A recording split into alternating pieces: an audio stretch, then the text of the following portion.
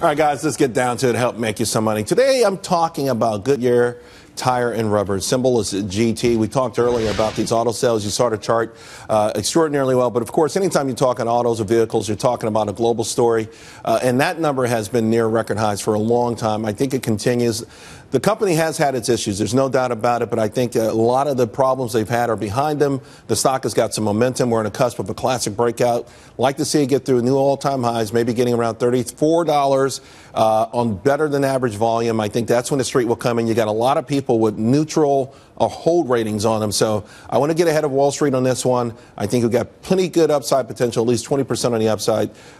Now, this is a stock. You follow this one, Chris? Look, anything under 10 times earnings, I'm a buyer of. I think it's just great. It's a great long-term story and a play on autos, as we've been talking. And the reason it's trading at below 10 times earnings is had nothing to do fundamentally with the company, but it's more that the price of rubber tends to be so volatile. So in terms of evaluation, there might be some hesitancy there. And I think there's been some inconsistency with the company over the last couple of years. Right. It hasn't won, but Wall Street is a little standoffish when it comes to it. But with all of these cars now that are being bought, we still have that old fleet on the road and new car sales. This makes sense to be in Goodyear. Now, I was in Cooper Tire, CTB, and has not performed.